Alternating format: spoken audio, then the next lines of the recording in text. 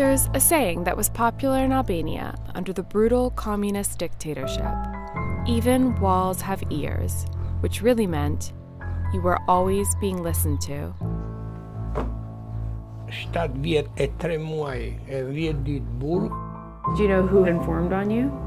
Një pjesë sigurisht që aty tani që unë i marr vesh janë shumë, janë rreth 20. Të kuptohemi, akmarrja ime nuk është që dua të vras njeri, por njerëzit duhet ta dinë se që janë në të vërtetë. There's this game I think we all play some version of. You look down the hall or across the street at your neighbor and you ask yourself, if things got really bad in this country, like politically, whose side would he be on? Mine or the government's? Would he save me or would he betray me to save his own skin? And in Albania, decades after communism fell, some of these old questions are just starting to be answered. More than 25 years after the fall of communism in Albania, the government has decided to open up the archives of its old secret police. The deal is this: anyone who was spied on during the communist dictatorship can get access to a secret file. But in some cases, this opening up has been painful because people were spied on by those they didn't expect. Kalova një periudhë shumë të vështirë sepse mendonja shpesh të vras veten. Max Velos was one of the most famous artists in Albania, but in 1978, at the peak of his career, Max noticed that he was being followed. Dola nga dera, ish masdite, shkova poshtë, aty ke trotuari më dëgjoj një zë nga mbrapa që ishte tusi.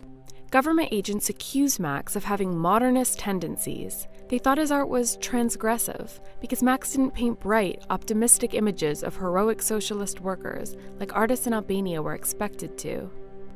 Të gjitha punët, qoftë arkitekturës, të pikturës e të skulpturës, u quajtën armiqësore dhe një pjesë e madhe e tyre u zhdukën. Max was sentenced to 10 years of hard labor, underground in dark copper mines.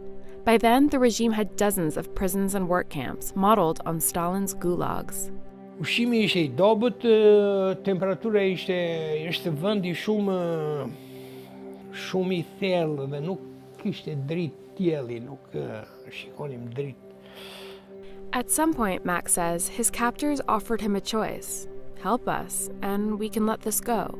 Në këtë ndërkohë, sigurimi më kishte thirrur dhe më kishte ofruar që të bësha bashkëpunëtor. Unë punoj shumë, po nuk jam, po këtë gjë nuk e bëja dot. Max felt sure that someone he knew had gone to authorities and informed on him, but in all those years, and in all the years since, he never knew exactly who. For 45 years, Albania was home to one of the most brutal and isolated communist regimes in the world. Under the dictator Enver Hoxha, tens of thousands of Albanians were held as political prisoners, and around 6,000 were executed. Hoxha was famous for his paranoia. But no communist dictatorship is complete without a loyal secret police. And in Albania, the Sigurimi was notoriously efficient. One day in Tirana, the Sigurimi's former engineering chief agreed to meet us at a local cafe. He told us what people in this situation always seem to say, that he was just following orders. What do you think about the fact that the Albanian government is opening up the old Sigurimi files and letting people look at them? Është me spec. Nuk është gjë e mirë. Arsyem pse. Po të shikosh dosjet, për shembull, vllai ka ardhur për vllanë. In Max's case, one of the people named in his file was his own former mother-in-law. Me komsi austriake, ish vjera e Max Velo, thotë se Max Velo është njeri me botkuptim borgjes, ai është njeri pa karakter e simulant, egoist e tjera dhe familja e tij është e tillë. Another informant was Max's friend, a fellow artist, someone Max admired. Unë e ftonja të diskutonin për veprat.